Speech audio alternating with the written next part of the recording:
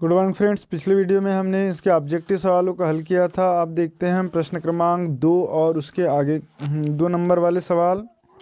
तो देख लीजिए, प्रश्न क्रमांक 8 तक हमने हल कर चुके थे। प्रश्न क्रमांक 9 और के सवाल देखते हैं। क्या लिखा हुआ है कि उपयुक्त सरसमीका का प्रयोग करके गुणनफल ज्ञात कीजिए। ठीक है फ्रेंड्स, इस प्रकार के सवाल आपके वार्षिक परीक्षा, अर्धवार्षिक परीक्षा, त्रैमासिक परीक्षा सभी में आते हैं। तो आपकी आगामी परीक्षा को देखते हुए देखिए, बिना स्किप किए पूरा वीडियो आप देखें, क्योंकि यहीं से सवाल आपके एग्जाम में आने वाले हैं। ये वार्षिक परीक्षा का प्रश्न पत्र है पिछले वर्ष 2021-22 का। तो देख लीजिए क्या लिखा हुआ है कि उपयुक्त सरसमीका का प्रयोग करके गुणनफल ज्ञात कीजिए। तो इसका जब हम हल करेंगे तो हल लिखा है x धन 4 गुणित x धन 10 बराबर, यहाँ पर हम सरसमीका लगा देंगे सर्वसमीका। तो सरसमीका लग जाएगी फ्रेंड्स। देखिए x धन a into x plus B equal to ये हो जाएगा x square plus a plus B into x plus A B. ठीक है, तो यहाँ पर देखिए a बराबर है 4 और b बराबर 10। तो ये हो जाएगा x धन 4 गुणित x धन 10 बराबर x square plus a plus B मतलब 4 धन 10 x धन 4 गुणित 10। ठीक है, तो ये हो गया एक्स स्क्वायर प्लस 10 और 4 14 x धन 10 चौके 40 आंसर। तो इस तरीके से आपको सरसमीका का प्रयोग करके इसको हल करना है। नेक्स्ट क्वेश्चन है, सीधे गुना न करके 105 गुणित 106 का मान ज्ञात कीजिए। तो सीधे गुना नहीं करना है 105 गुणित 106, तो हल 105 गुणित 106 का मान ज्ञात करना है। ठीक है, तो इसको हम लिख सकते हैं 100 धन 5 और 100 धन 6। ठीक है, तो ये भी सेम इसी प्रकार का है, x धन 4 और x धन 10। तो यहाँ भी यही सरसमीका लग जाएगी। सरसमीका x plus a into x plus B equal to x square plus a plus B into x plus a into B. ठीक, तो यहाँ पर देख लीजिए x बराबर कितने, a बराबर हो जाएगा 5 और b बराबर हो जाएगा 6। जब इसको आगे हल करेंगे तो ये क्या हो जाएगा फ्रेंड्स, 105 गुणित 106 बराबर, देखिए यहाँ लिखेंगे 100 का वर्ग धन a प्लस बी मतलब 5 धन 6, x का मतलब 100, यहाँ x बराबर 100 है, धन a गुणित b मतलब 5 गुणित 6। ठीक, इस 100 का वर्ग हो गया 10,000 धन 5 और 6 11 गुणित 100 धन 5 6 30। तो ये हो गया 10,000 धन ये हो गया 1,100 धन 30। जोड़ देंगे तो ये देखिए कितना हो जाएगा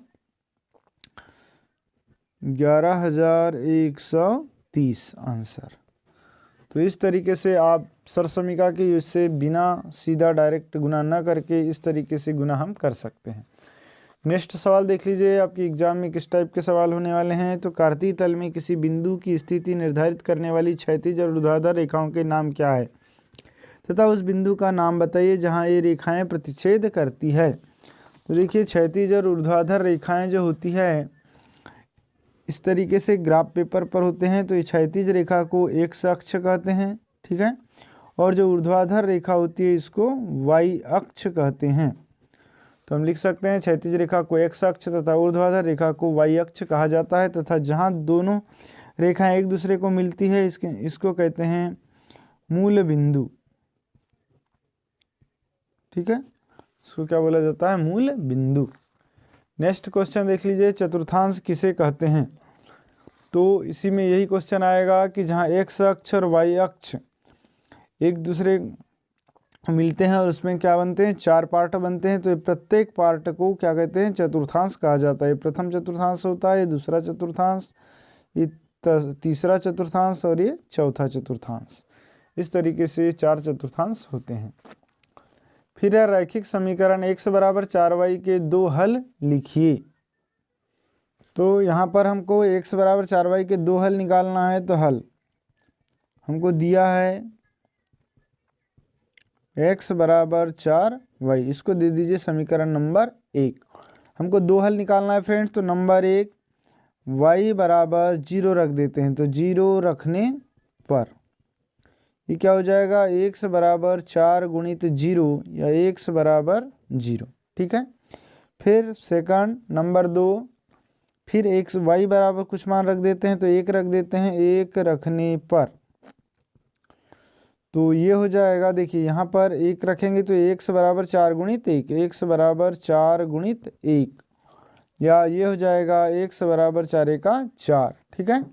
अतः 2 हल, तो 2 हल हमने निकाल लिए। इसको आप टेबल्स द्वारा दर्शा सकते हैं इस तरीके से, x और y। तो x बराबर y का मान जब हमने क्या रखे 0 रखे तो x का मान 0 आया। जब y का मान 1 रखे तो x का मान 4 आया। ठीक है, आंसर। इसके बाद नेक्स्ट देखते हैं प्रश्न क्रमांक 11 का अथवा।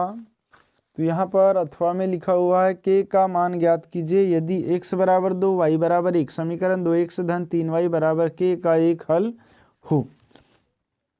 तो देखिए फ्रेंड्स, यहाँ पर हमको दिया है 2x धन 3y बराबर k, दिया है 2x धन 3y बराबर k। ठीक है, इसको दे दो समीकरण नंबर 1, ये दिया हुआ है। अब x बराबर कितना रखना है, 2 और y बराबर 1। x बराबर 2 व y बराबर 1 रखने पर ये क्या हो जाएगा, 2 गुणित 2 धन 3 गुणित 1 बराबर k। तो 2 दूनी 4 धन 3 का 3 बराबर k। ठीक है, तो ये k बराबर हो जाएगा 4 और 3 7। तो k का मान निकल कर आ गया 7, ये आंसर। ठीक, नेक्स्ट क्वेश्चन देखते हैं कि निम्नलिखित दोनों आकृतियां एक ही आधार और एक ही समांतर रेखाओं के बीच स्थित है। उभयनिष्ठ आधार और दोनों रेखाओं के समांतर रेखा लिखिए। तो इसका उत्तर हो जाएगा फ्रेंड्स, देख लीजिए यहाँ पर हमको एक ही आधार पूछा हुआ है और समांतर रेखा। तो देखिए ये आधार हो गया नंबर पहली आकृति में आधार, ये हो जाएगा DC। ठीक है, क्योंकि एक ही आधार पर बना हुआ त्रिभुज है। और समांतर रेखा हो जाएगी DC और AB, और DC समानांतर AB। ठीक है, दूसरी आकृति में देख लीजिए, यहाँ पर ये आधार है QR, क्योंकि इस पर ये त्रिभुज बना हुआ है और इसी पर ये समांतर चतुर्भुज या आयत जो कहेंगे वो बना हुआ है। ठीक है, तो इसमें आधार हो जाएगा आधार, दूसरी आकृति में आधार हो जाएगा QR, जबकि समांतर रेखा हो जाएगा QR समानांतर, ये QR समांतर है PS, आंसर। नेक्स्ट क्वेश्चन अथवा में दिया है फ्रेंड्स कि संलग्न आकृति में ABCD एक समांतर चतुर्भुज AE लंब DC है। ये AE लंब जो है DC है। यदि AB बराबर 16 सेंटीमीटर, A से B क्या है 16 सेंटीमीटर है और AE 8 सेंटीमीटर है, तो समांतर चतुर्भुज ABCD का क्षेत्रफल ज्ञात कीजिए। तो देखिए समांतर चतुर्भुज का जो क्षेत्रफल होता है, समांतर चतुर्भुज का क्षेत्रफल बराबर ये होता है आधार गुणित ऊंचाई। ठीक है, आधार गुणित ऊंचाई। अब यहाँ पर देख लीजिए आधार हो गया AB गुणित ऊंचाई हो गई AE। ठीक है फ्रेंड्स, तो अब हमारे पास जो दिया हुआ है देख लीजिए, AB बराबर दिया है 16 सेंटीमीटर गुणित आधार AE बराबर दे दिया है 8 सेंटीमीटर। ठीक है, यहाँ लिख देंगे दिया है, दोनों का गुना कर देंगे 16 गुणित 8। तो 8 छक 48 की 8 हासिल का 4 और 8 एक 8 और 4 12, 128 वर्ग सेंटीमीटर इसका क्षेत्रफल निकल जाएगा, आंसर। तो इस प्रकार फ्रेंड्स ये छोटे छोटे सवाल रहते हैं, बस आपको थोड़ा इनको हल करना है। यदि आप पढ़ते हैं, अध्ययन करते हैं तो पूरे सवाल का आप अच्छे से हल कर सकते हैं। और यदि इसी प्रकार का वीडियो चाहते हैं तो प्लीज़ इसे लाइक कर ले और कमेंट्स में ज़रूर लिखें। सभी सवालों के आपको हल दिखाए जाएंगे। प्रश्न क्रमांक 13 और इसके आगे के सवाल अगली वीडियो में इसका पार्ट नंबर 2 लेकर आएंगे, उसमें दिखेगा बताएंगे। उसका लिंक आपको डिस्क्रिप्शन में मिल जाएगा। Thanks for watching.